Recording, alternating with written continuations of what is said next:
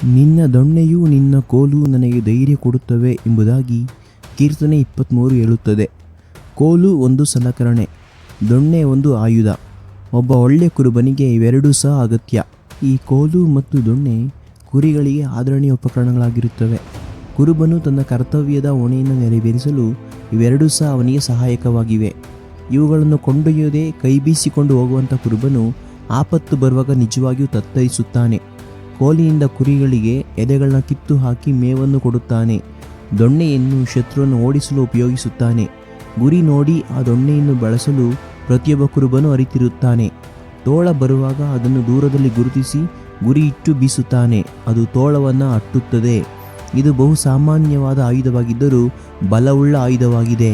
ಇದಲ್ಲದೆ ಕೆಲವು ವೇಳೆ ತುಂಟ ಕುರಿಗಳನ್ನು ಶಿಕ್ಷಿಸಲು ಸಹ ಇದನ್ನು ಬಳಸಲಾಗುತ್ತದೆ.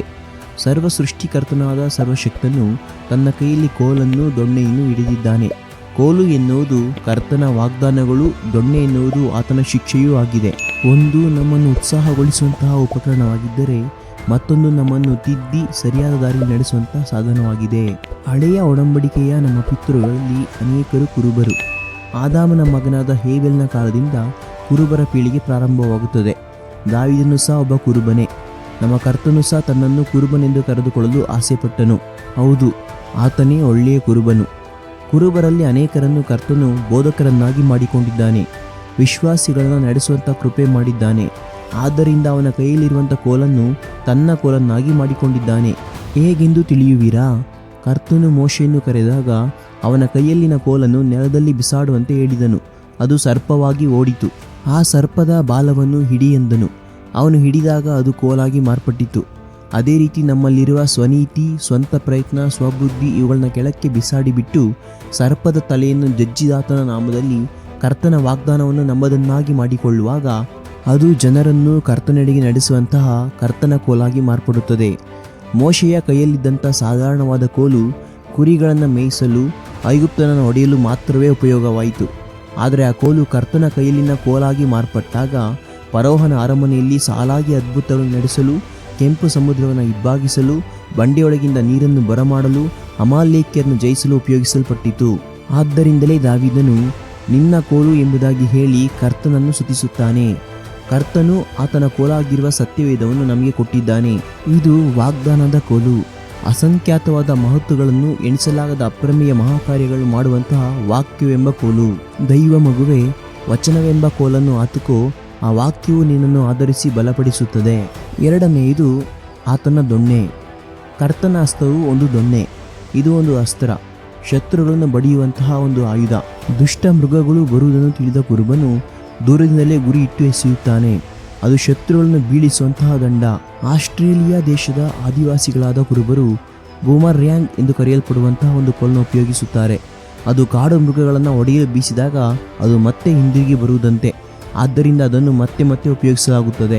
ಕರ್ತನ ವಾಕ್ಯವು ಆದರಣೆ ಪಡಿಸುವುದು ಮಾತ್ರವಲ್ಲ, ಸೈತಾನನನ್ನು ಜಯಿಸುವಂಥ ಆಯುಧವಾಗಿಯೂ ಸಹ ಉಪಯೋಗಿಸಲ್ಪಡುತ್ತದೆ. ಯೇಸು ಕ್ರಿಸ್ತನನ್ನು ಸೈತಾನನು ಶೋಧಿಸಿದಾಗ ಕರ್ತನು ದೇವರ ವಾಕ್ಯವನ್ನು ಉಪಯೋಗಿಸಿ ಅವನನ್ನು ಎದುರಿಸಿ ಜಯಿಸಿದನು. ಯುದ್ಧಕ್ಕೆ ಹೋಗುವಂತಹ ಸೈನಿಕನು ಕೈಯಲ್ಲಿ ಖಡ್ಗ ಹಿಡಿಯದೆ ಹೋಗುವುದಿಲ್ಲ. ಆ ಖಡ್ಗ ಶತ್ರುವನ್ನು ಬೀಳಿಸಿ ಜಯ ಕೊಡುವಂತಹ ಆಯುಧವಾಗಿರುತ್ತದೆ. ಅದರಂತೆಯೇ ವೇದವಚನವೂ ಒಂದು ಆಯುಧವಾಗಿದೆ. ಆದ್ದರಿಂದಲೇ ಪವಿತ್ರಾತ್ಮನು ಕೊಡುವ ದೇವರ ವಾಕ್ಯವೆಂಬ ಕತ್ತಿನ ಹಿಡೀರಿ ಎಂಬುದಾಗಿ ಎಫೆಸ 6ನೇ ಅಧ್ಯಾಯ ತಿಳಿಸುತ್ತದೆ. ಇದಲ್ಲದೆ ನಾವು ಉಪಯೋಗಿಸುವಂಥ ಆಯುಧಗಳು ದೇವರ ಎಣಿಕೆಯಲ್ಲಿ ಬಲವುಳ್ಳವುಗಳಾಗಿದ್ದು ಅವು ಕೋಟೆಗಳನ್ನು ಕೆಡವಿ ಹಾಕುವಂಥವುಗಳಾಗಿವೆ ಎಂಬುದಾಗಿ ಅಪೊಸ್ತಲ ಪೌಲನು ತಿಳಿಸುತ್ತಾನೆ. ಕುರುಬನ ಕೈಯಲ್ಲಿನ ದೊಣ್ಣೆಯಂತೆ ನಮ್ಮ ಕೈಯಲ್ಲಿ ಸತ್ಯವೇದವು, ನಮ್ಮ ಹೃದಯದಲ್ಲಿ ಕರ್ತನ ವಾಕ್ಯವೂ ಇರುವುದು ಬಹಳ ಅವಶ್ಯ. ಕುರುಬನ ದೊಣ್ಣೆಯು ಕಾಡು ಮೃಗಗಳನ್ನು ಅಟ್ಟುವಂತಹ ಆಯುಧ ಮಾತ್ರವಲ್ಲ, ಅದು ಅವಿಧೇಯವಾಗುವಂಥ ಕುರಿಗಳನ್ನು ಪಳಗಿಸುವಂಥದ್ದು ಸಹ ಆಗಿದೆ. ದಾರಿ ತಪ್ಪುವಂತಹ ಕುರಿಗಳನ್ನು ಆ ಕುರುಬನು ಎಚ್ಚರಿಕೆಯ ಕೂಗನ್ನು ಹಾಕಿ ಕೂಗುತ್ತಾನೆ. ಅದಕ್ಕೂ ಕಿವಿಗೊಡದ ಕುರಿಗಳ ಬಳಿಗೆ ದೊಣ್ಣೆಯನ್ನು ಬೀಸುತ್ತಾನೆ. ತನ್ನ ಸಮೀಪ ಬಿದ್ದ ದೊಣ್ಣೆಯನ್ನು ಕಂಡ ಕೂಡಲೇ ಆ ಕುರಿ ಮಂದೆಯನ್ನು ಸೇರಿಕೊಳ್ಳುತ್ತದೆ. ಕೆಲವು ವೇಳೆಗಳಲ್ಲಿ ಇವೆಲ್ಲವನ್ನು ಮೀರಿದ ಕುರಿಗಳನ್ನು ತಿದ್ದುವುದಕ್ಕೋಸ್ಕರ ಅವನು ಈ ದೊಣ್ಣೆಯನ್ನು ಪ್ರಯೋಗಿಸುತ್ತಾನೆ. ಇದರಿಂದ ಕುರಿಗಳಿಗೆ ಕಾಲು ಮುರಿತವೋ ಗಾಯವೋ ಉಂಟಾಗಬಹುದು. ಆದರೂ ಕುರಿಗಳು ಇದನ್ನು ತಮ್ಮ ಒಳ್ಳೆಯದಕ್ಕೆಂದು ತಿಳಿದು ಅವನನ್ನು ಪ್ರೀತಿಸುವವು. ಇದರಿಂದಲೇ ಮಗನೇ, ಕರ್ತನ ಶಿಕ್ಷೆಯನ್ನು ತಾತ್ಸಾರವಾಗಿ ನೋಡಬೇಡ. ಕರ್ತನು ತಾನು ಯಾರನ್ನು ಪ್ರೀತಿಸುತ್ತಾನೋ ಅವನನ್ನೇ ಶಿಕ್ಷಿಸುತ್ತಾನೆ ಎಂಬುದಾಗಿ ವಾಕ್ಯವು ತಿಳಿಸುತ್ತದೆ. ಯಾವ ಶಿಕ್ಷೆಯಾದರೂ ತತ್ಕಾಲಕ್ಕೆ ಸಂತೋಷಕರವಾಗಿ ತೋರದೆ ನಂತರದ ಕಾಲದಲ್ಲಿ ಅದು ಮನಸ್ಸಿಗೆ ಸಮಾಧಾನವನ್ನು ಆಶೀರ್ವಾದವನ್ನು ಉಂಟು ಮಾಡುತ್ತದೆ ಎಂಬುದಾಗಿ ಇಬ್ರಿಯ ಪತ್ರಿಕೆ ತಿಳಿಸುತ್ತದೆ. ಕರ್ತನ ಕೋಲು ದೊಣ್ಣೆಯು ನಮ್ಮನ್ನು ಆಧರಿಸುವುದಾದರೂ ಅದು ಪ್ರೀತಿಯ ಶಿಕ್ಷೆಯಾಗಿ ನಮಗೆ ಆಶೀರ್ವಾದವನ್ನು ನಂತರದಲ್ಲಿ ಉಂಟು ಮಾಡಿ ನಮ್ಮನ್ನು ಸಂತೈಸುತ್ತದೆ. ಕರ್ತನಿಂದ ಆಶೀರ್ವಾದವನ್ನೇ ಬಯಸುವಂಥ ಅನೇಕರು ಇಂದು ಆತನು ತಮ್ಮ ಪಾಪಗಳ ನಿಮಿತ್ತವಾಗಿ ಶಿಕ್ಷಿಸುವಾಗ ಅದನ್ನು ಒಪ್ಪಿಕೊಳ್ಳದೆ ಆತನಿಂದ ದೂರ ಹೋಗಿ ಬಿಡುವವರಾಗಿದ್ದಾರೆ. ಆದರೆ ಆಶೀರ್ವಾದವನ್ನು ಶಿಕ್ಷೆಯನ್ನು ಸಮಾನವಾಗಿ ಸ್ವೀಕರಿಸುವಂಥವನೇ ಒಬ್ಬನಿಗೆ ನಿಜವಾದ ಮಗನಾಗಿರಲು ಸಾಧ್ಯ. ಆದರೆ ಕರ್ತನು ಏನನ್ನು ಮಾಡುವುದಾದರೂ ಅದನ್ನು ನಿನ್ನ ಹಿತಕ್ಕಾಗಿಯೇ ಮಾಡುವವನಾಗಿದ್ದಾನೆ ಎಂಬುದಾಗಿ ನೀನು ಭಾವಿಸುವುದಾದರೆ ನೀನು ಧನ್ಯನಾಗಿರುವಿ.